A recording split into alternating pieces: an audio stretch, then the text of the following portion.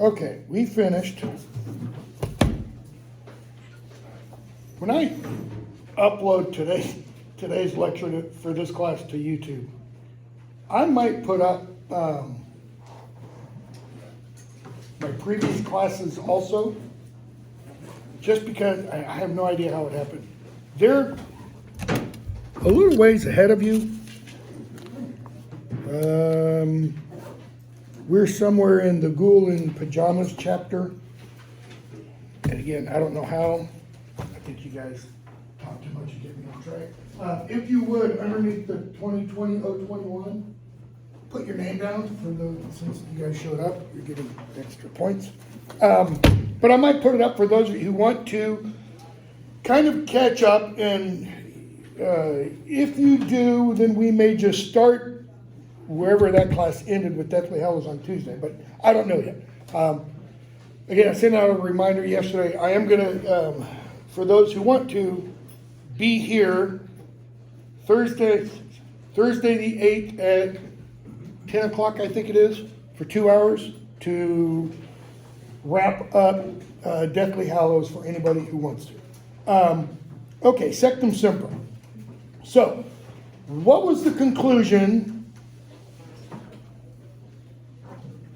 Harry came to at the end of chapter 24 on Horcruxes? What does he now realize?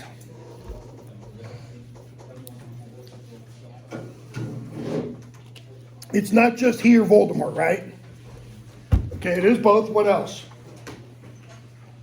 It's how to die.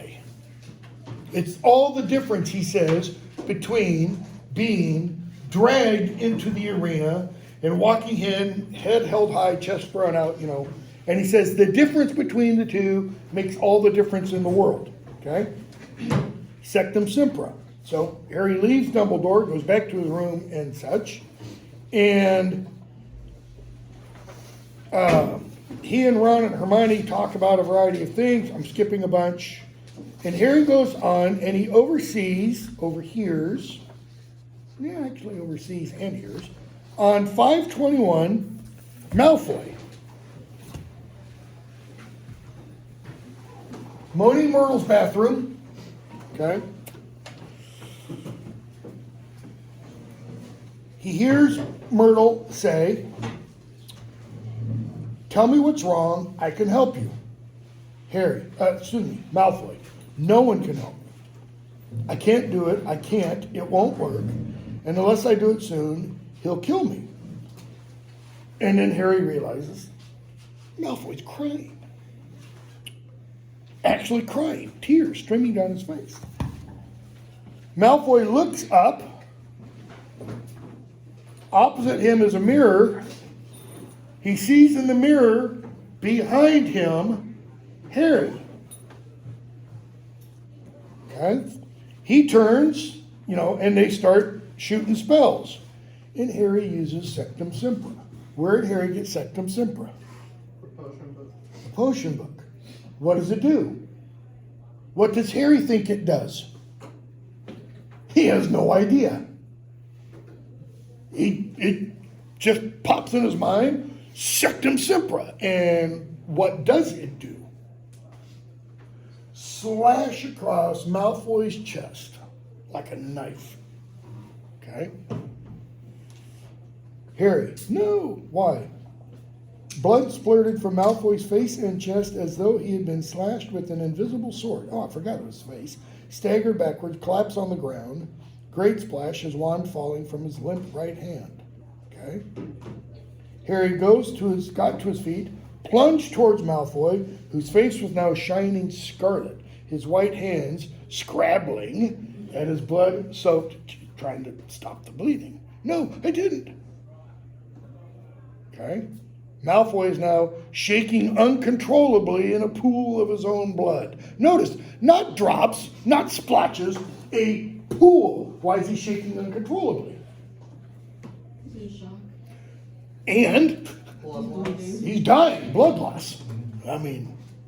Okay? Snape bursts in the room. Okay? etc. Everybody make sure they've signed that. If you haven't, do.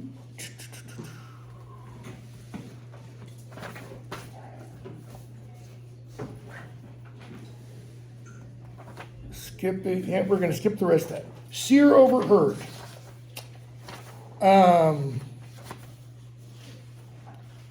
Page, I don't have it written down. Around 542, 543. Okay. Here he's speaking with, I think everybody else is signed it. Here he's speaking with Trelawney. Lost my place. Yes. Speaking with Trelawney.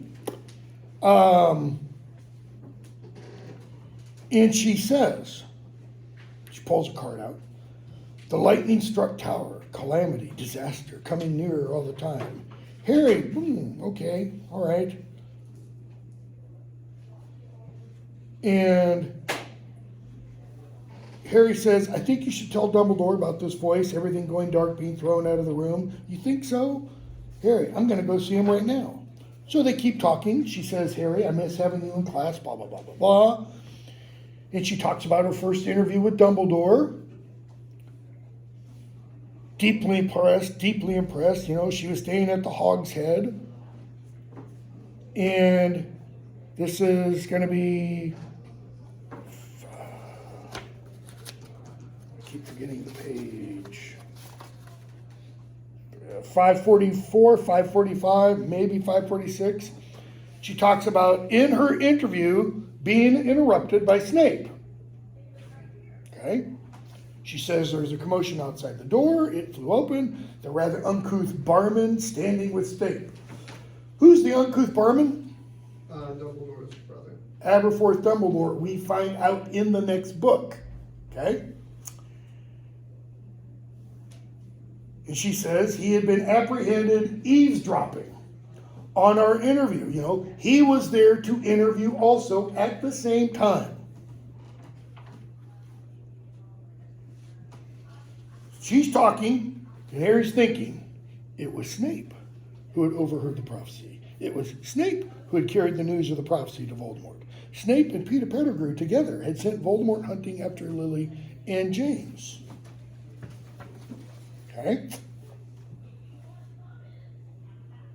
So he goes off to Dumbledore. Dumbledore says, I want you to come with me. We've got to go look for Horcrux, etc., etc. Says, I believe he hid it in a cave. 546, 547. Cave I've been trying to locate for a long time. Cave in which Tom Riddle once terrorized 2 children from his orphanage on their annual trip. Remember the other day we were talking about Mrs. Cole and how Voldemort, you know, looked for love in all the wrong places. He looked for it out there. And we talked about how Mrs. Cole may have shown him love. Again, Dumbledore just told us this going to the coast was an annual event for Tom Riddle from earliest childhood memories, 3, 4, 5, until when? 10 years ago. Is it when he leaves to Hogwarts? Does he stay at Hogwarts over the summer? Does anybody stay at Hogwarts over the summer? We're never told anybody does. So that implies every summer he goes back to the orphanage. At least for a while, because sometime around 15, 16, we know he's in Little Hangleton. Because that's when he, 16, that's when he kills his parents, kills his father.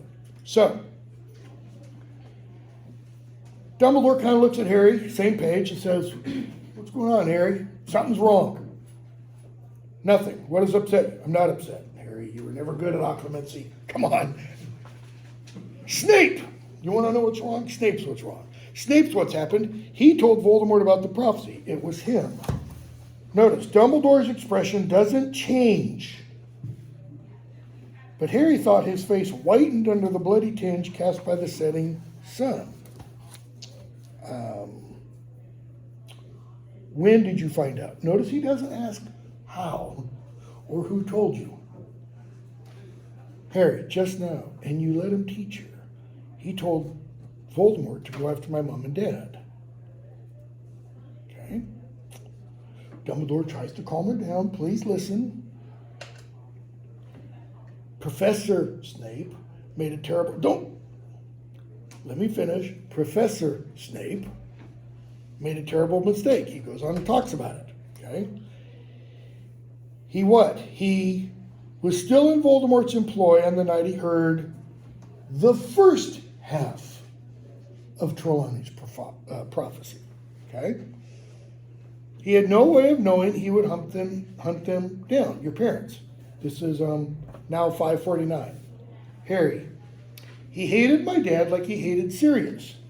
Haven't you noticed, Professor, how the people Snape hates tend to end up dead? Right? You know, a lot of people tend up dead. It's not just the one Snape hates. You have no idea of the remorse Professor Snape felt when he realized how Lord Voldemort had interpreted the prophecy. Okay? Notice the idea Dumbledore has introduced. Remorse. It's going to be important in the next book. I believe it to be the greatest regret of his life. And the reason that he returned. What is that? Returned. What comes next? Harry cuts him off. What was Dumbledore going to say? Return to good. Return to good? Return from the dark side? Return from... From being your minion? Yeah, from the communion of Death Eater-ship? Death Eaterhood? Whatever you call that. Harry, but he's a very good Occlumens, isn't he, sir? What is Harry suggesting? He's fooling Shut Dumbledore. up, you stupid old man. He tricked you. Isn't Voldemort convinced that Snape's on his side, even now? How can you be sure? What is Harry really asking for? What's the proof? Give me the proof. What doesn't Harry want to rely on? Trust. Trust, faith, belief in Dumbledore. Give me the goods. Okay? Dumbledore, I am sure I trust Severus Snape completely. Harry, well, I don't. He goes on and talks about Snape and Malfoy. He says Trelawney was just in the room of requirement, blah, blah, blah, blah, blah. Dumbledore, enough. Why? I'm not going to hear you bad talking, Snape anymore, etc. So, he says, we're going to go find this thing. You can come, one condition. What's the condition? Do as I say. Keep going. So a little bit more. I mean, that is, but you're missing a word. Do exactly as I say. You have to promise me, Harry. Okay? You obey any commandment I might give you at once and without question. Who have they just been talking about? Snape, right? Finish everything with the cave. They get back to Hogwarts. What is his command? Go find Snape. Put yourself in Harry's shoes. I gotta go find Snape. Yeah, I'll go find Snape. Like I went to go find Hagrid, Okay. Yes. What if I tell you to hide, you'll do? Yes. Tell you to flee? Yes. Tell you to leave me? Save yourself? Notice. Harry. Yes, sir. Okay. And I have written down to the bottom there. After reading book 7, he knows what's planned, but he needs to get the Horcrux first. He referring to Dumbledore. Okay. So.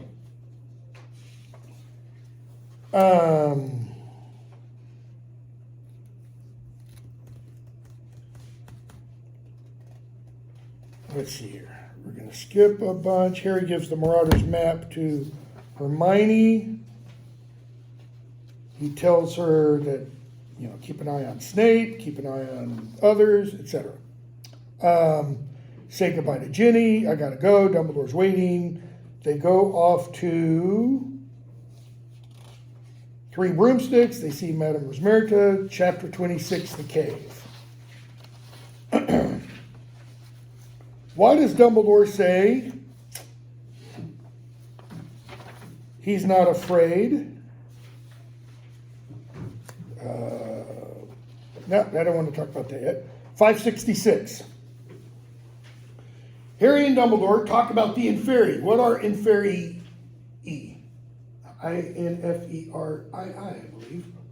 Like the undead things that live in the water. Zombies. Well, that's what these ones are, but they're not, they don't only live is not, I don't know if that's the right Yeah. word or not, exist in the water.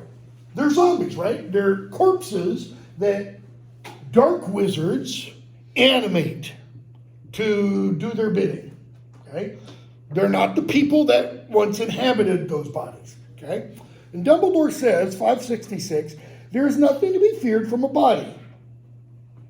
Notice that's not talking about, like living bodies. He means a corpse, all right? Maybe you're one, you don't have to answer it. If you have friends that are like this, feel free to answer. Do you know anybody who's afraid of, has a fear of seeing a corpse, a dead body? Someone who, there's a funeral or something and it's an open casket and they won't go near the casket? When my mom died, I've got a relative, couldn't handle it. In the Orthodox tradition, when there's a funeral, it's usually open casket and you go up to the body and just before the casket is closed, people give that body a kiss and it's colder than this bottle of water right now. It's like, hello, nobody's there anymore, And this one person, he stayed way back. He wouldn't even get close enough to where he could see from a distance into it because of this fear. Dumbledore. Nothing to be feared from a body, any more than there is anything to be feared from the darkness. Lord Voldemort, who of course secretly fears both, disagrees. Once again, he reveals his own lack of wisdom. And Rowling is here channeling Socrates. It is the unknown we fear when we look upon death and darkness, nothing more. And Socrates, in his apology, in the death of Socrates, Socrates tells Plato and the others why they're still wrong and haven't learned anything from hanging around him for the last several years. Because they try to buy off his killers, his jailers, get him freedom. And he's like, no, I'm not going to. And they're like, but you're going to die. He's like, so? I'm not afraid to die. Why? Because Socrates says, you fear things you know. Someone runs in here with a gun right now, what do? More than likely, most of us move backwards. Or with a knife. Why? Person, knife. Danger. But you're not afraid to walk out that door right now when you don't literally know what's out other than, hallway walls. There might be somebody else kind of a thing. That's Socrates' point. Harry said nothing. He didn't want to argue. I think it's also because Harry still doesn't completely understand. Okay? So, they go off and they go across the water. They go to the island. They find the basin. All right? Dumbledore says, there's a locket down there, but you can't just reach in and I can't go Oxio lock it because, cheating and too easy. So no, you got to drink the potion. Harry offered, no, not you, me. Harry, why can't I drink it? This is 66, 67, 68. Around 570, 571 maybe. Dumbledore, why can't you drink it? Because I am much older, much cleverer, and much less valuable. 1 and 2 are true. 3, it's debatable. Why does he say I am much older? you know, if I came in and said, this is a dangerous potion, it'll kill you, here, you drink it. Because I'm older. Like, okay, I've got 20 years maybe left, you've got 40, 50, 60, whatever. So, what does he mean by I am much older? He's much, therefore being older, death closer to. Harry, you've got your whole life ahead of you, if everything goes according to plan. Okay? How much life does Dumbledore have ahead of him? And I'm not talking about the potion. Not much. The hand. What happened to his hand? It's withering. Why? Ring. Slytherin's ring is cursed. And he tried to break it, and that revealed the curse. He didn't try to break it the right way the first time. Okay? So what's been happening since the summer? He's been dying. Being poisoned. Severus, please. Takes on all kinds of new meaning. Once we realize that, and look, no. So, to your good health, Harry. Throws back the hemlock. And what do we see Dumbledore do as he drinks goblet after goblet? Fall into a state of delirium. Delirium, hallucination, dream, whatever. He starts screaming and yelling, no, not them, take me, kind of echoing, no, not Harry. You know. Finally, they get ready to leave, and Harry says, you know, it's going to be all right, sir. I can apparate us both back. Don't worry, Dumbledore. I'm not worried, Harry. I'm with you. In other words, you'll save me. Is he literally suggesting you're going to make everything fine? No. Okay? But why is he saying, I'm not worried, I'm with you? What did Lucius Malfoy call Harry right after the trial in chapter 5?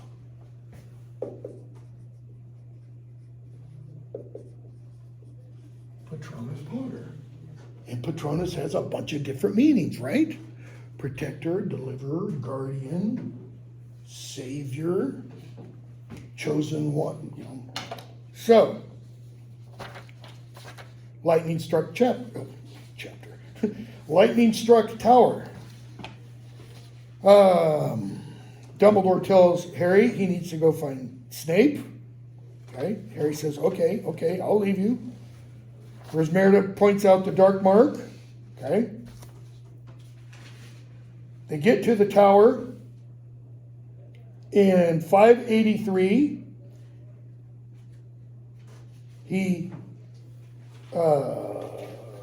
In the dim green glow from the mark, Harry saw Dumbledore clutching at his chest with his blackened hand. Go and wake Severus, tell him what has happened, bring him to me. Do nothing else, speak to nobody else, do not remove your cloak. I shall wait here, Harry, but you swore to me, Harry. Go. Okay? Door bursts open, somebody erupts through it, shouts Expelliarmus. Harry's body immediately becomes rigid. Why and how? Dumbledore stunned him. How? Non-verbal spell, right? So, where is Harry at that point? Not like in the film. On the ground, under his cloak. Yeah, but he's on the top floor of the tower. In the film, where is he? He's underneath it. He's frozen, he's underneath it.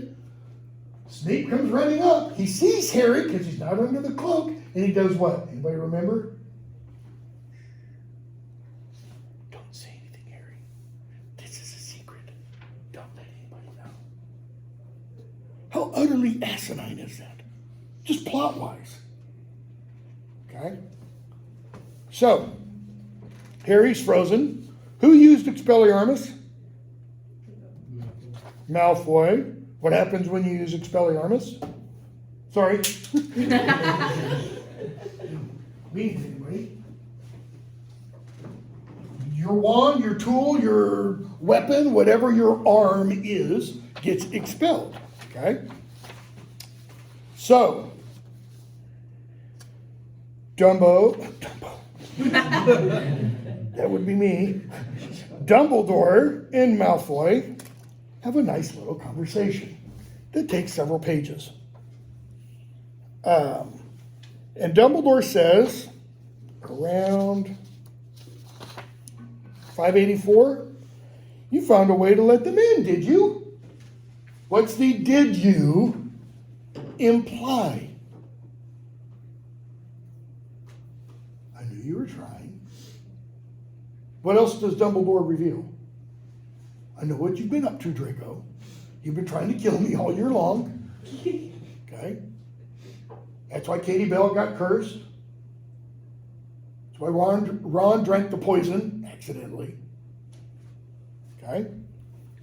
So, keep talking. See, that's it. 83 to 45. Draco mentions the broken vanishing cabinet. Dumbledore says, you're under my mercy. We can protect you. We can help you.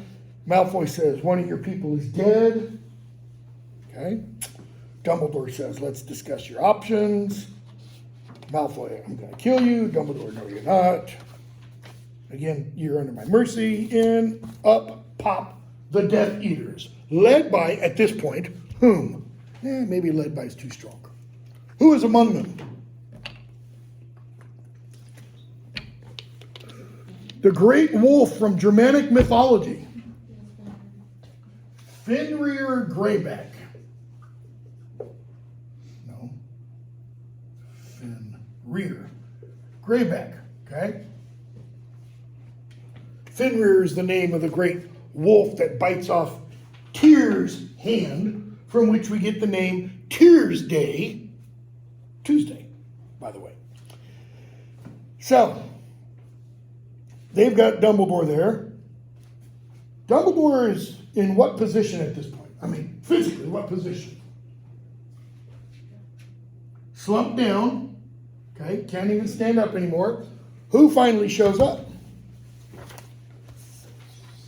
Yes, spit it out there, Snape, you know. There stood Snape, his wand clutched in his hand. He sees everybody. Severus. Harry looks, sees Dumbledore. Dumbledore was pleading. Snape said nothing, walked forwards, pushed Malfoy out of the way.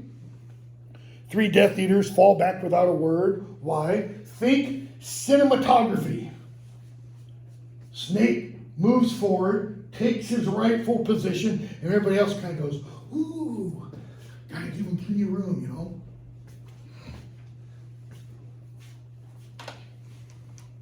Snape gazed for a moment at Dumbledore. There was revulsion and hatred etched in the harsh lines of his face. Why revulsion and hatred? Finally, 16 years of listening to your balderdash about love, you know. That? Severus, please, Avada Kedavra.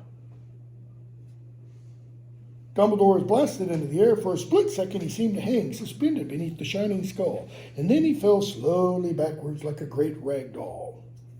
When this book first came out, 2007, there was a lot of internet chatter among Potterheads, or Potter freaks, about what that meant. Where else have we seen Avada Kedavra produce this kind of effect on somebody? Yeah, never. Usually, Avada Kedavra, Issachar's on the ground. Spread eagle, eyes wide open, look of horror on the face.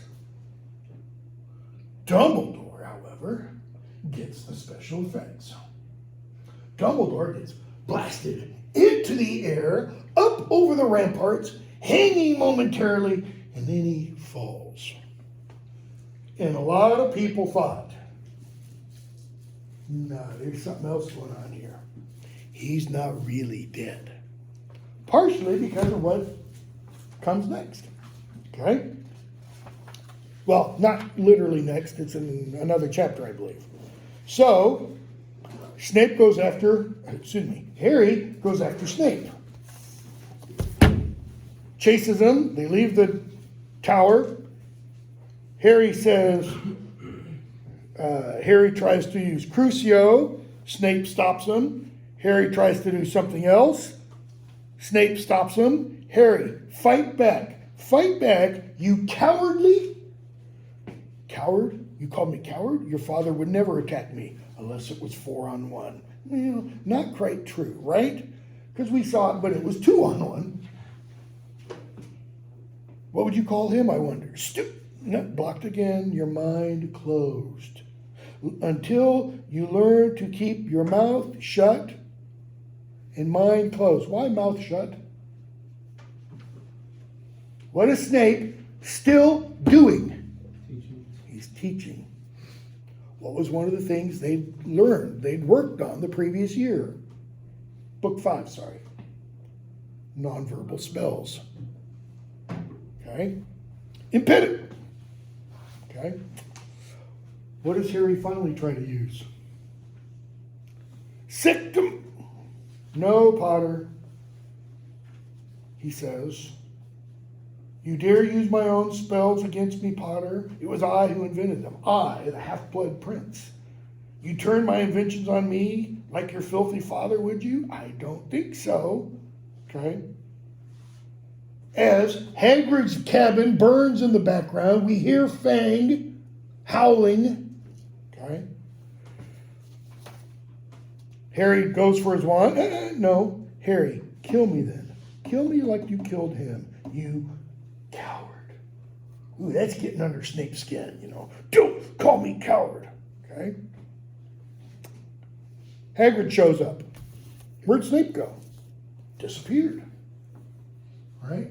What did Snape stop others from doing, by the way? Also, he stopped them from killing Harry. Did Snape use, other than the last time Harry called him coward, did Snape ever use any kind of offensive spell? Nope. So,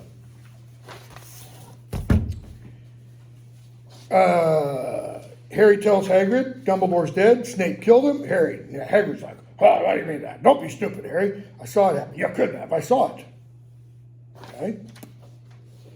They go and they find Dumbledore's body. Last page. Dumbledore's eyes were closed, but for the strange angle of his arms and legs, he might have been sleeping. He reaches out, straightened the half-moon spectacles upon the crooked nose, wiped a trickle of blood from the mouth with his own sleeve. He gazed down at the wise old face, tried to absorb the enormous and incomprehensible truth. Dumbledore's dead. This, combined with what happened to Dumbledore when Snape Avada Kedavra him, is what led a lot of people to say he's not really dead. He's Princess Bride as she, mostly dead. Why so? Because none of these effects happen with Avada Kedavra in any other books. Okay? Notice he's got blood trickling from his mouth. Dead bodies don't bleed. Heart's got to be pumping. So how come he has blood trickling from his mouth? Could be when he landed, his teeth chopped down, bit the tongue, and a little bit of blood oozed out, possible. So a lot of people thought this was all a ruse. Dumbledore's going to come back until, the White Tomb happens. And then we know he's not coming back. So they didn't think that for long. All right? Phoenix Lament. We hear Fawkes out there around 6:15. Various members of the Order are coming back. There's McGonagall. There's Hagrid. Lupin shows up. Flitwick's going to be here in a moment. McGonagall. We all wondered. Because Harry says on that page, Snape killed Dumbledore. We all wondered. But he trusts always Snape. I can't believe it. Lupin, he's a highly accomplished occlumens. I mean, what did he do all of book 5? What did Dumbledore tell Snape at the end of book 4? When Snape and Sirius were revealed to each other. You know what you have to do, Severus? Are you ready? He says, I am. What does he have to do? What did Voldemort do at the cemetery? Touch the dark mark? What does that mean? Come back. Most of them showed up. A couple of them hadn't yet. Who were the 2 that hadn't yet, other than those in Azkaban? Snape and Karkaroff. One, I fear, has left us forever. He'll be killed. And then Snape. So Snape had to go back and be a double agent. Voldemort didn't know he's a double agent. Thought he was a single agent, whatever. So they keep talking. McGonagall again. He always hinted he had an ironclad reason for trusting Snape. I mean, with Snape's history, of course people were bound to wonder. What does she mean with Snape's history? Book 4, he was a Death Eater. And even before Harry sees that memory, what did Sirius tell him? Who were Snape's quote-unquote friends at Hogwarts? All people who later on became Death Eaters. But Dumbledore told me explicitly Snape's repentance was absolutely genuine. Wouldn't hear a word. Okay? Harry, I know. And then Harry tells them something I think they didn't know. In other words, Harry has information new to the members of the Order of the Phoenix. Snape was the one who told Voldemort about the prophecy. Lupin. And Dumbledore believed that? When Harry said, oh, and he said he was sorry. After my mom and dad were killed. Dumbledore believed Snape was sorry James was dead. Snape hated James. Why is this important? Remember the conversation Harry had with Lupin and Arthur Weasley in A Frosty Christmas? And they're talking about Snape and belief and trust in Dumbledore. And Harry asks, don't tell me you like Snape. And Lupin says, I neither like nor dislike Severus. Has nothing to do with that. He's implying he can be somehow emotionally completely neutral. Can't. Notice, Snape hated James. What does Snape continually tell Harry when he's trying to teach him occlumency? Specifically about emotions. What do you have to do to them? Bury them. Why? Because Snape says, people who wear their hearts, their emotions on their sleeves, the Dark Lord can trick easily. Snape hated James. Lupin can't believe that Dumbledore believed that his repentance, remorse, was sincere. Okay? Harry, and he didn't think my mother was worth a damn either because she was Muggle-born. Mudblood, he called her. What was Snape's worst memory? Remember the chapter, Snape's worst memory? Was it being turned upside down by James and Sirius? Okay, I'm asking a question based on book 7, if you haven't picked up on that. Because we're going to get into book 7 very quickly. What's his worst memory? It's calling Lily Mudblood. Harry doesn't know that yet. He's not going to know that till we're 3/4 of the way, no, more than that, 9/10 of the way through the next book. Okay?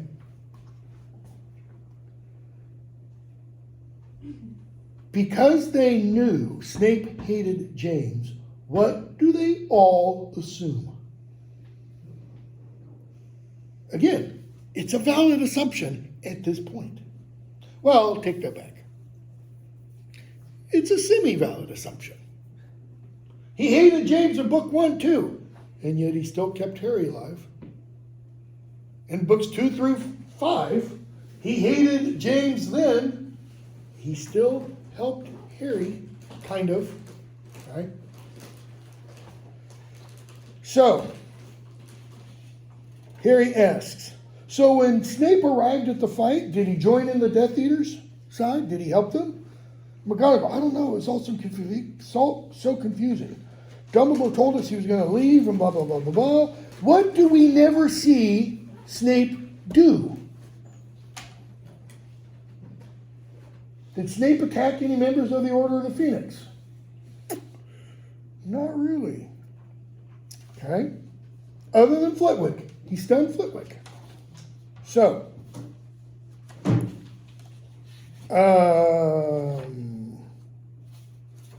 we see Fleur show her true colors just a few pages before the end of the chapter. I take that back now. 27, 26, 25, 24. Around 623. Because what's happened to Bill? That's slashed. Attacked by Fenrir, slashed. So, slashed by a werewolf, in his kind of werewolf form. And Mrs. Weasley says, you know, because she's assuming the wedding's off, Fleur, you thought I would not wish to marry him, or perhaps you hoped? Like, I know you, you old witch. Literally and figuratively. What do I care how you look? I am good looking enough for both of us, I think. All these scars show that my husband is brave. She looks at his scars, his disfigurement. I don't have his name. Yes, I do. George's disfigurement isn't the first one. In terms of followers / defenders of Harry, so to speak. Okay? And she knocks Molly Weasley kind of aside. If I were directing it, that's what she would do. And takes the ointment from her and says, I shall do that. Why? Her future husband. Go away, Mom. This is my job. Okay? Mrs. Weasley mentions great Auntie Muriel. Bit of foreshadowing there. Tonks and Lupin kind of reveal themselves. Well, Tonks reveals to everybody else her love for Lupin. Lupin says, can't happen. Why? Werewolf genes, werewolf DNA, werewolf disease, lupusism, whatever, or lupinism. Anyways, there's a new portrait now in Dumbledore's office, because it's Dumbledore, which is kind of a problem, if you think about it.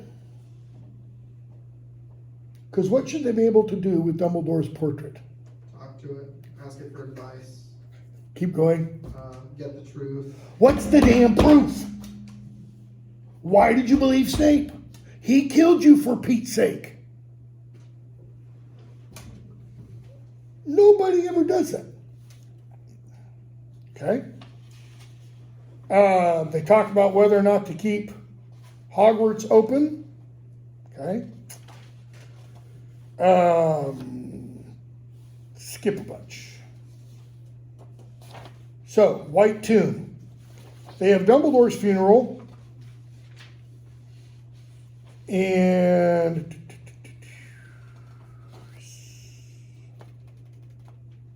637, Hermione tells Harry about Snape's parents. Tobias Snape, Eileen Prince. That's why he's half-blood prince. Like, who's more like Voldemort? Harry or Snape? Snape. Okay. Mother's a witch. Father's a muggle. Father leaves the mother. Just like.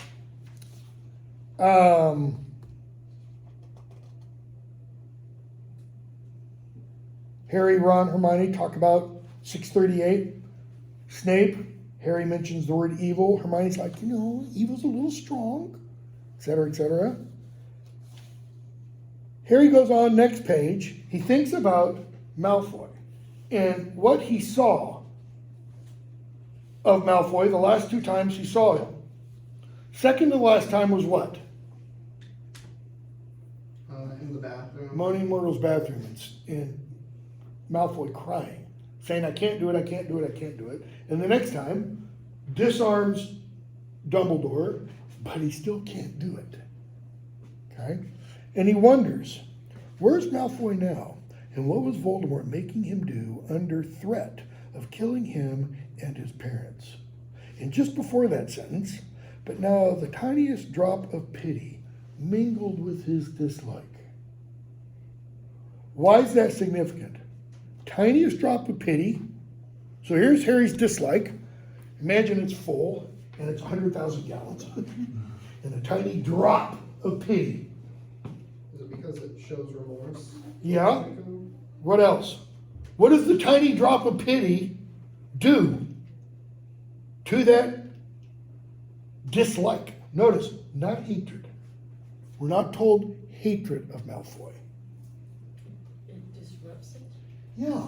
Like if this were 100,000 gallons of white paint.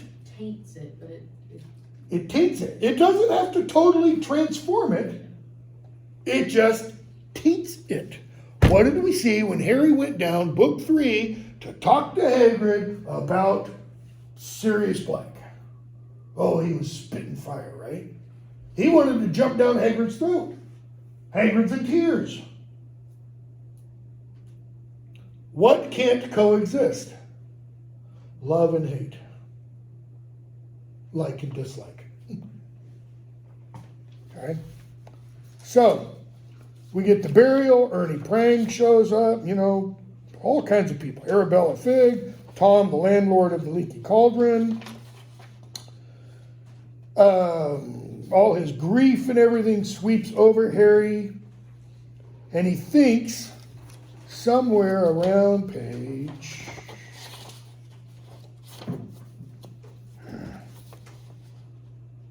Got to write page numbers in here. 37, 39, 41, 40, around 43, 44, with the paragraph that begins, and then without warning it swept over him. It ends. It was important, Dumbledore said, to fight and fight again and keep fighting, for only then could evil be kept at bay, though never quite eradicated. I had written up on the board over here last Thursday this quote.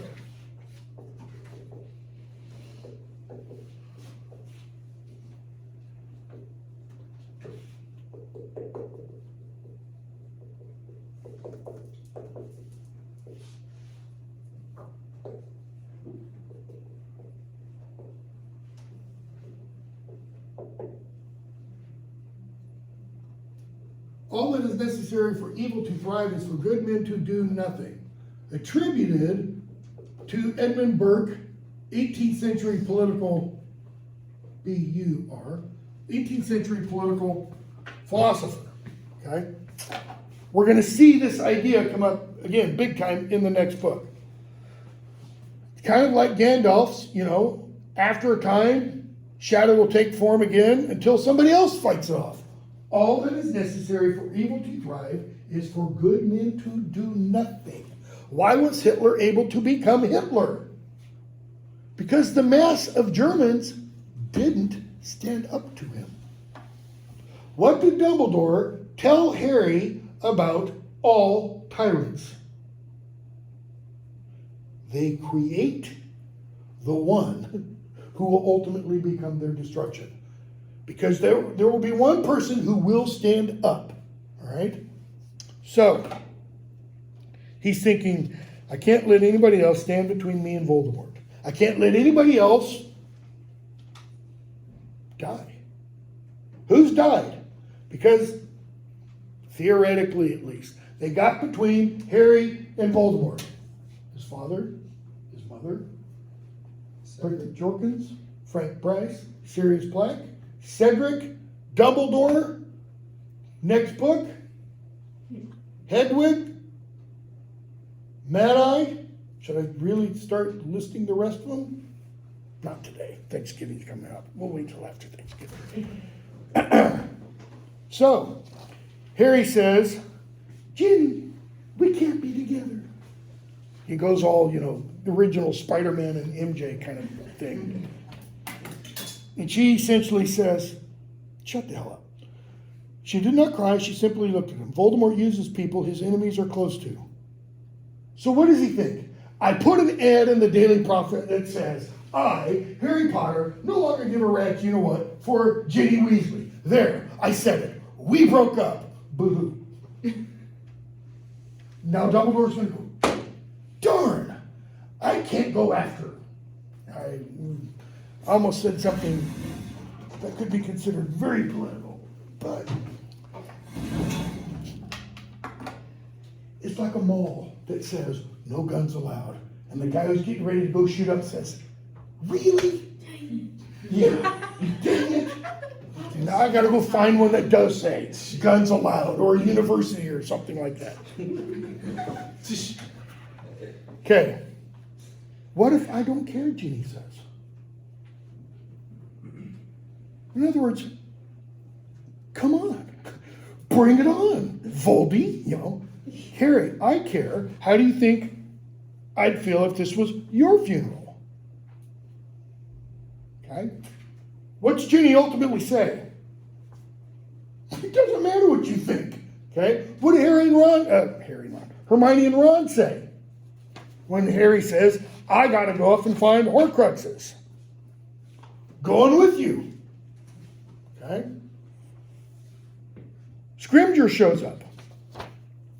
Dumbledore's man through and through, right? Harry goes, okay? So, they leave.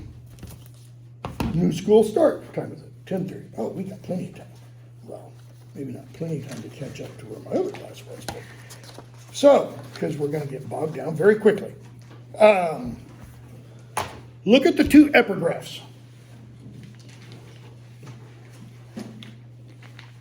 I won't spend nearly as much time on these as I normally do. I didn't with my first class either. One from Aeschylus, the libation bearers, and the second one from William Penn, More Fruits of Solitude. Aeschylus, ancient Greek tragedian. Libation Bearers is the second play in a trilogy. Okay? The trilogy is about, ultimately it's about the creation of human justice, or the creation of Greek justice. The idea of Greek justice with a trial by jury and all that kind of stuff, right? It's entirely fictitious how Aeschylus does this. The first play in the trilogy is called Agamemnon, named after the great Greek general who went and fought with Ulysses and Achilles in the Trojan War. Okay? Agamemnon was the general. He was like the supreme allied commander. All right? And according to the myth that Aeschylus based the play on, he had to kill his daughter so the gods would give them fair winds to go off to fight Troy. His wife wasn't all that hot on that idea. Daughter wasn't really, but she accepted her fate. So he sacrifices his daughter, goes out, fights the Trojan War. They win the Trojan War. He comes back and his wife and her boyfriend kill him. Because she's still angry after 10 years. Because he killed her daughter. By the way, in that play, we see Agamemnon walk on the literal red carpet that is rolled out for him that goes into the palace. That idea of the red carpet is where Hollywood gets its notion today, and presidents and all that kind of stuff, of walking on a red carpet. What apparently none of them seem to know is that no human should ever walk on a red carpet. See, the red carpet, that's for the gods. Agamemnon actually even says, I said 3 minutes longer than what I even said in my first class. Agamemnon even says, I don't know. Because you walk on the red carpet, it shows hubris, pride. Only the gods. Anytime in Greek literature When you take to yourself something that's reserved for the gods, you know what's going to happen?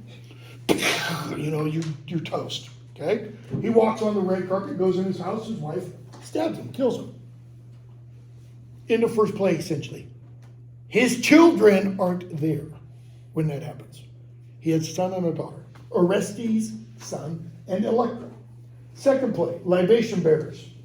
It's about Orestes' revenge for his father's murder. What's the problem? How can you get revenge on the person who killed your father when the person who killed your father is your mother? See, now don't go in for killing your mother either. Patricide or matricide are both equally looked down to husband's side. I don't know the name of the word in Latin. They're both equally bad. But the gods have told him to do this. Apollo specifically. So he can pull out the God card, you know. The God told me to. So he kills his mother, all right? Greek mythology again. In Greek mythology, if you kill your parents, the Furies are going to come after you. Furies are these women-like creatures that live beneath the earth, and they haunt and torment you until you die. And then they haunt and torment you, actually, for the rest of eternity. So the Libation Bearers is the second one of those plays, and it's all about the children getting vengeance against their mother. So the whole part of this epigraph, there is a cure in the house and not outside it, no, not from others, but from them. That's the children. Well, who are the children that are alluded to? Harry, Ron, and Hermione. And we could jump to the battle for Hogwarts. Who are the children? Gryffindor, Ravenclaw, Hufflepuff. Because who fights on behalf of Slytherin against the Uber Slytherin? Really nobody. Okay? The second one, look at it. Death is but the crossing the world, as friends do the seas.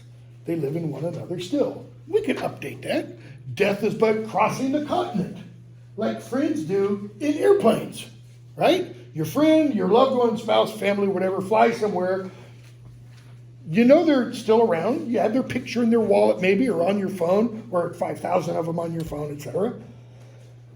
They live in one another still, for they must needs be present that love and live in that which is omnipresent. What is that which is omnipresent? In this divine glass, they see face to face, and their converse is free as well as pure. I think it's love. What did Dumbledore tell Harry at the end of book 3 about his father? Harry said, I thought I saw my dad tonight. I thought my dad conjured the Patronus. Really stupid. Dumbledore, no, Harry. Your father shows up, what? When you have great need of him. Where is he all the time? Oh, he's inside. Nobody really dies. They just live inside you. You just need to get in touch with your feelings. I think that's Rowling writing for herself. Why? Her mom died before she even published the first book. I mean, that's why she's dealing, that's why they're all about death, folks. Rowling, me psychoanalyzing, this is Rowling coming to terms with grief. Okay? Why? Because you never do when a family member dies. That's, one reason I was kind of glad we didn't do Order of the Phoenix in class, because if I stood up here and started talking about old Alice Longbottom walking down the stairs, I probably would have choked up and tears would have come, because she was the spitting image of my mom when she had Alzheimer's. I mean, wispy white hair, the shuffling feet. So, notice, death doesn't fully remove the person, Penn says. Okay? Dark Lord ascending. We're not going to talk hardly any about it. Who shows up immediately, first page? 2 people walking down a lane. Snape. Snape and Yaxley. Yaxley. Okay? Where are they going? Malfoy Manor. They arrive. Big party going on. Who's the head of the party? Like your thing, by the way. Thank you. Deathly Hallows. Voldemort is there, seated around big table. Who else? Where does Snape get a sit? Where next? What side does Snape sit on Voldemort? Right side. Why the right side? Why not the left side? Right here. Why does Jesus, in the New Testament, why are we told, Stephen, as he's dying, looks up and he sees Jesus seated at the right hand of the power. Why is he seated at the left hand? Why is it always the right hand? It's the right hand of majesty, right hand of glory, right blah, blah, blah, blah. Because that's power. And notice that word right. What else does that mean in English? Correct. Good. Upright. It's related to the word for king also. Word for left in Latin, mentioned it before, sinister. So whenever we have presidents who are left-handed, you should kind of go, We've had a few. Obama was. I think both Bushes were. Kind of, spooky there. Clinton was. I mean, man, that's really weird, okay? Because lefties aren't that... thank you, common. Brains fine. See, but there are some good ones. So, they talk, okay? And around page 5 or 6, he actually talks about Pius Thickness is now under his imperious curse, right? Who's Pius Thickness? Not a name we've seen before. He's the new person in charge of the Department of Magical Law Enforcement, right? He's got a job. His job is to imperious other people at the ministry. So, Voldemort goes on.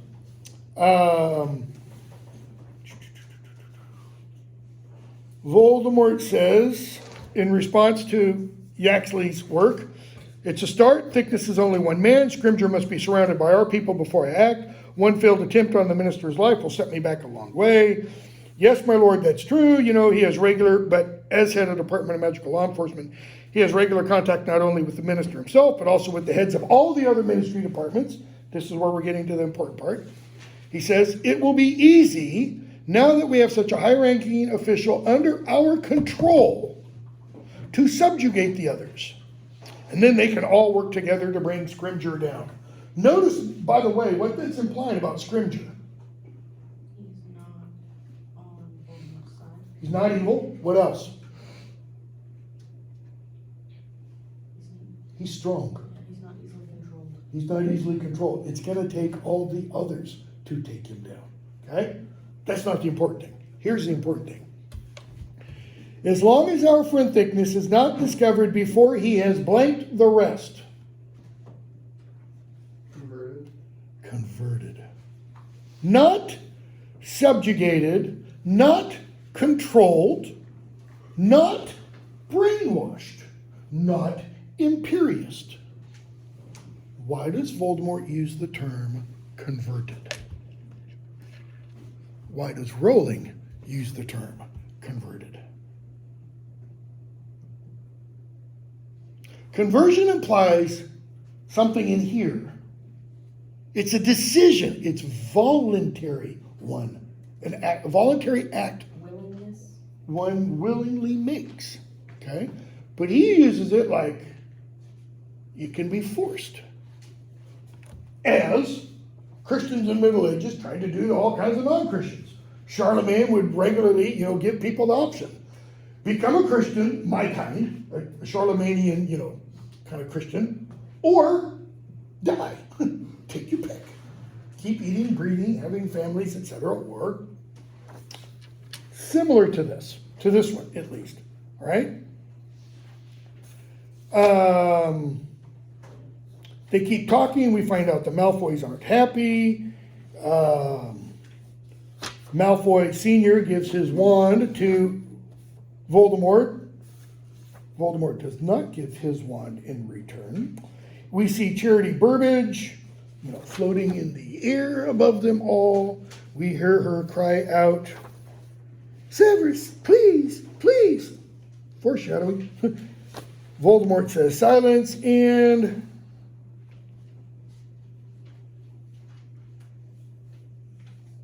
she sees Snape again. Snape looked back at her, quite impassive, as she slowly turned, and Voldemort kills her. Severus doesn't do anything. Right? Chapter 2, In Memoriam. Harry was bleeding. Clutching his right hand and his left, swearing under his breath, shouldered open his bedroom door, a crunch of breaking china. He trod on a cup of cold tea. He looks around, he thinks Dudley's idea of a booby trap. Okay? Keeps his hand up. Harry scrapes the fragments of cup together. Why is his hand bleeding? Notice we're not told at the beginning. Or at the opening of this chapter.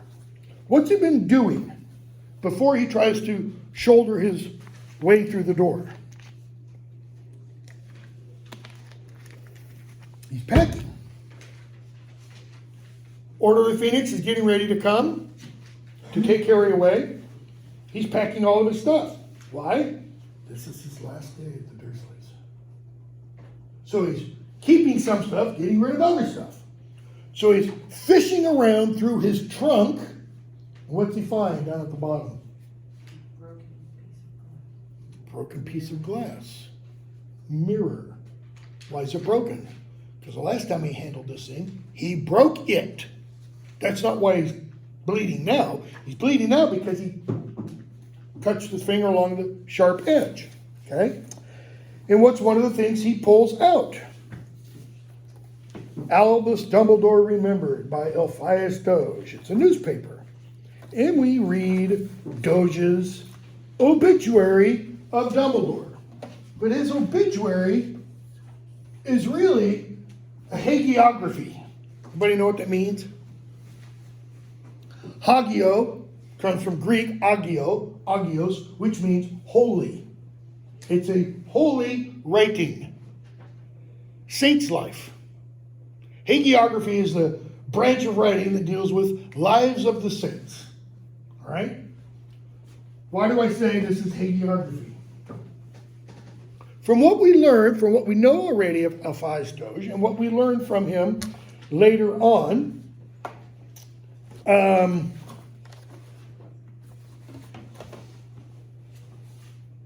thought that was wrong. What was Elphias Doge's attitude towards Dumbledore? A great and powerful Oz. I mean, he worshipped him. Okay? Everything he says is wonderful and glowing. Saints' lives are all about, usually, I'm going to give a couple of exceptions, all the wonderful miracles and such that the saints do either before or after their death. Okay? Often they will include how the saint became so good and wonderful. One of the most major saints in both the Eastern and Western Church is a woman named Mary of Egypt, who was a slut. In the everyday, ordinary sense, she loved sex from the age of 12 years old on. She would sleep with anybody and everybody that moved. Okay? She has a religious experience. One Easter, she goes to visit Jerusalem. She tries to go into the church of Holy Sepulchre, I think, and it won't let her in. Doors open. She hits like a force field. And she prays to Mary, says, "Let me go in one more time and then I'm yours." She goes in and she spends the next 47 years in the desert, transforming, becoming redeemed, etc. Okay? It's a wonderful life of hers that's written. So some of them mention the bad part to show how big the change is to the good part. Doge doesn't do that. He gives us only the all-holy, Dumbledore. Okay? Here he finishes it, the bottom of that page. And we think, with Harry, he had thought he knew Dumbledore quite well. But ever since reading this obituary, he'd been forced to recognize he had barely known him at all. That always strikes me odd. Why in the world would Harry think he'd known Dumbledore quite well? How often in their travels together, times together, meetings in Dumbledore's office, had they talked about Dumbledore? Not at all. None. So why did he think he knew him quite well? Because he's a stupid 16-year-old, 17-year-old kid? Because Dumbledore knew Harry. Dumbledore knew Harry quite well, but also, possibly, Harry spent more time around Dumbledore than any other students. Like, ooh, I'm special. Doesn't mean he knows him. And then he starts to think, he never thought to ask Dumbledore about his past. But then he also realizes, well, that would have been impertinent. After all, prior to this, 16 years old. 17, 15, 14, 13, 12, 11. How does an 11-year-old ask the guy who's over 100, so, Albus, tell me what really motivates you? You once said, wool socks are your deepest, darkest desire. Would you like to explain that? I mean, you know everything about Gilderoy Lockhart, right? Because they took a 54-question quiz over Gilderoy Lockhart, okay? And he remembers asking Dumbledore, what do you see when you see in the mirror? And he thinks, socks. And then we get another newspaper article. This one by, I'll just use Hermione's wonderful nickname for her, that cow, Rita Skeeter. Dumbledore, the truth at last. So, whereas Doge writes hagiography, Rita Skeeter writes a different kind of writing, a celebrity biography. Why do I say a celebrity biography? Aren't most people who have biographies written about them in one sense or another celebrities? Or people other people want to know about? I don't think Eisenhower would ever have considered himself a celebrity, or John Adams, or Washington, or Lincoln, or Martin Luther King Jr. for that matter. Okay? Important people? Yes. So why celebrity? Who does this usually imply? 3 or 4 different kinds of people. Athletes, actors, politicians. Okay? So what differs between this kind of writing and this kind of writing? This kind of writing de-emphasizes the bad aspects or shows it to show its transformation. This kind of, notice, biography, not autobiography. This kind of writing does what?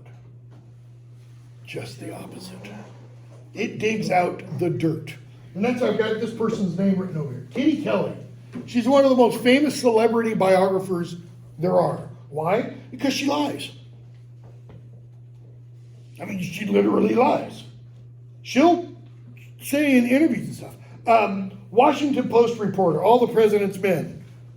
Bob Woodward does the same kind of stuff when he does books about, the president or the president's inner circle. He says in interviews, he talks about imagined conversations. So if they're imagined, they're fiction, right? Biographies are supposed to be true writings. Yes and no. So in celebrity biographies, the person exposes the dark underbelly. One of her most famous ones was about Frank Sinatra. Never read it. I just knew about it from the press and stuff. Frank Sinatra did not like it. Most of hers are about people who did not want their biography written. And they didn't give her any insight, any interviews and things like that. She based it all on other stuff. So we get Rita Skeeter's. What do you know, even without my saying any of this, what do you know Rita Skeeter's is going to look like? What kind of stuff has Rita Skeeter written before, with one exception? Gossip. Gossip, lies, fiction. You know, Rita Skeeter's big scoop about Hagrid, little bits of truth, filled with lots of lies. Dumbledore, little bits of truth, lots of lies. Hermione, Harry's new and lost love. Okay? So, Harry reads this, and what happens? Revulsion and fury rose in him like vomit. Balled up the newspaper, threw it away. Why? Because Harry's wrestling between these. Meaning, what to believe. Dursley's departing. Okay? Where are the Dursleys departing? And why are they departing? What day is it? Whose birthday? The day before. It's July 30th. Because it's when he turns 17. Boom. That's when all the stuff can happen. Okay? So, Dursleys are getting ready to leave, and Vernon decides, I'm not going to. This is my house, my home, blah, blah, blah. Okay? I mean, if I'd seen a CV, a resume of these weirdos, Harry's like, you don't get it. Just a page or two, 31, around 33, Harry says, these accidents aren't accidents. The crashes, explosions, derailments. In other words, the stuff we saw beginning to happen in book 6, still happening. They're not accidents. Voldemort's behind it. I've told you this over and over again. He kills muggles for fun. The fogs that are happening, he says, these aren't normal. Dementors are behind it. Dudley, there are more of them? Hello, yes. Harry says, thousands of them. All right, Vernon says, you made your point. Why? Why does Vernon say you've made your point? Because he mentions there are thousands and thousands of Dementors? Or is it because Dudley says there's more? Indicating, He believes and it. He's scared. he's scared. Notice you have to believe in something in order for it to scare you. If you have no belief in ghosts whatsoever, then going into a quote-unquote haunted house isn't going to do diddly squat, right? I mean, it will literally do nothing. You go, okay, yeah, look kind of spooky, but oh yeah, wonder what that creaking is up there when I'm the only one here. Oh, look at that knife floating through midair. But I don't believe that can happen, so it's not real. Anyways, they keep talking. Harry, don't you understand? They will torture and kill you like they did my parents. If you don't leave, you will be tortured. And you will die. Which is the worst? Yeah, personally, torture. Why? You're still He goes on. Pain. Dying at least, might be quick, might be drawn out. If it's torture, it's drawn out. If it's quick, Avada Kedavra, really. Who doesn't want to go that way? And you're gone. Dad, I'm going with these order people, Dudley says. Harry, Dudley, for the first time in your life, you're talking sense. You're not so stupid that you can't learn, So, they keep talking. Who shows up? Some of the members of the order. Not all of them. Hestia Jones, Daedalus Diggle, Elphias Doge. Okay. Vernon and Petunia start to make towards the door. And Dudley says, I don't understand. This is around 38, 39. I don't understand. They're heading towards the door. Dudley hasn't moved. What don't you understand? Petunia says. Why isn't he coming with us? So again, slow down the image for a moment. They're going where? In the hiding. Into hiding. Put this in a modern United States, federal government, Department of Justice action. They're becoming essentially what? Or going into what? Witness protection. Witness protection. We don't know. Maybe they're getting entirely new identities. Possible. If it were the United States thing, they'd be getting new identities. Possibly even, plastic surgery. Okay? Why isn't he coming? What's Dudley really saying? Not asking. Harry should be coming with us. Why? He's always been there. Why else? His family. Keep going. And needs Help. protection. He should be going in protection too. I like whoever said family. Harry's family too. Okay? Why isn't he coming too? Vernon, he doesn't want to. Right? Notice, he answers for Harry. Harry, no. Not in the slightest. There you are. Come on, we're off. He marches out of the room. Okay? They heard the front door open. The implication is, because of something that's going to be stated in a moment, he goes out of the house. All right? And after a few faltering steps, Aunt Petunia stopped too. So, Dudley's rooted. Petunia's taken a few steps, falteringly, and then stops. Vernon's starting up the car. He's, let's get out of here. Vernon backtracks, reappears. What now? Where's he going to go? Petunia and Vernon look at each other. Clear, Dudley was frightening him. Why? Because what are they saying to each other? Mentally, not verbally. Who the F cares? Who cares where he's going to go? That's, I think, what's going on in their minds. Surely you know where your nephew's going, Hestia Jones says. Well, yeah, he's going off with your lot. Our lot? What do you mean by that? Harry, don't worry about it. It's okay. It doesn't matter, honestly. It doesn't matter, honestly. Tells us what about Harry? What's he really mean by that? They don't care. They don't care, and I don't care that they don't care. It doesn't matter. Whatever. Just take them and leave. Okay? Oh, my has been watering all morning. Hestia, doesn't matter. Don't these people, notice, she doesn't say, don't your family. She says, these people, kind of removes them.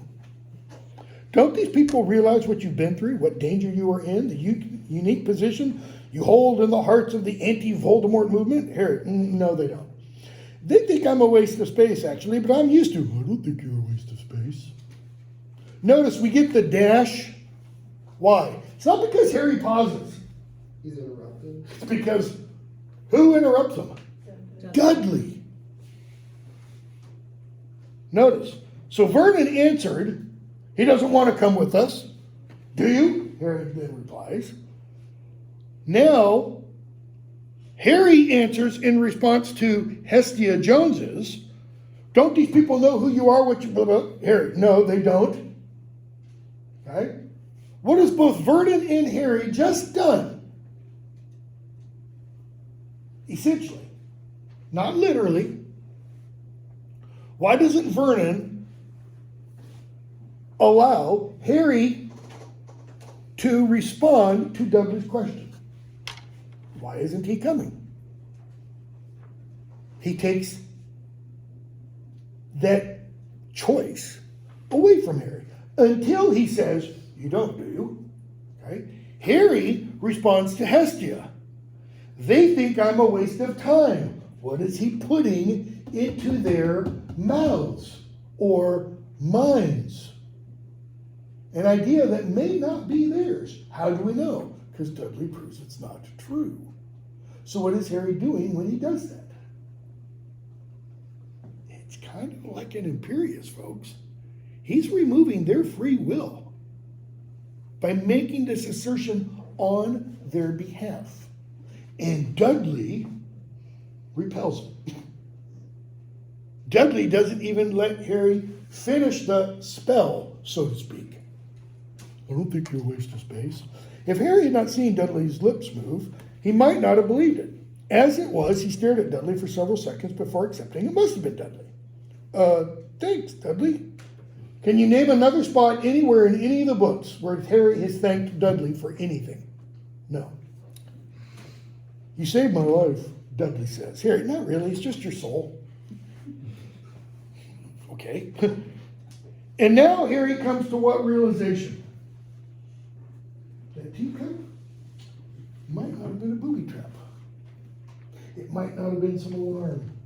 It might have been what? An act of kindness. From Dudley? No, can't be. Aunt Petunia bursts into tears. Oh, Dudley's saying thank you. Hestia's like, what? He didn't say thank you. He said Harry wasn't a waste of space. And Harry interprets that for us. Harry tells us how he understood what Dudley said. Coming from Dudley, that's like, I love you. Okay. Dudley reaches his hand out to offer Harry a handshake. Blimey, Dudley, did the Dementors blow a different personality into you? Think about what that means for a second. I know it's 11:05. Just stick with me for a minute. Okay. What does that imply? If the Dementors blew, not literally, a new personality into Dudley, then what has happened to Dudley? What language does Voldemort use for what Pious Thickness is doing? Converting. Then Dudley has had a change of heart, so to speak. Create in me a clean heart, O God, and renew a right spirit within me, David says in Psalm 50:51, depending on which version of the Old Testament you use. Don't know. See you, Harry. Why not goodbye? Because that's a definite. Goodbye is much more final. See is like, maybe, and Harry replies, maybe, and then says something else. Why isn't this in the film? Why not include this? Because this is parallel to something at the end of the book. It's not included in the film either. Blows my mind. Take care, Big D. Why does Harry call Dudley Big D? It's what his friends call him. Describe Dudley's friends. What are they really? Bullies. Yeah. What else? They're his gang. Harry has just put himself in Dudley's gang. What else has he done? Who's the leader of the gang? Big D. What have we just seen? See, book 1 isn't the only one about transformation. Just because there's not a philosophy stone here. We've seen transformation. What is it? It's Dudley's. This is Dudley's redemption. And this is Harry recognizing it. This is Harry validating it. All right? You take this out and you take the scene out at the end of the book where Harry offers Voldemort an opportunity for remorse, and the books become entirely about this. You put them back in, they're about something else. That also starts with re. Okay? All right, we'll stop there. If you want, we will meet December 6th. We do have class 2 weeks from today. No, 1 week from today. Yeah, December 8th, sorry. There's an email and an announcement. Okay? It's next week, right? Yeah, we have class a week from today. I'll put up probably the second Deathly Hallows quiz today or tomorrow. I'll put up the final exam also this weekend. I think I've already posted when it's going to be due. It's all up there. Have a very wonderful, happy Thanksgiving. Enjoy your break.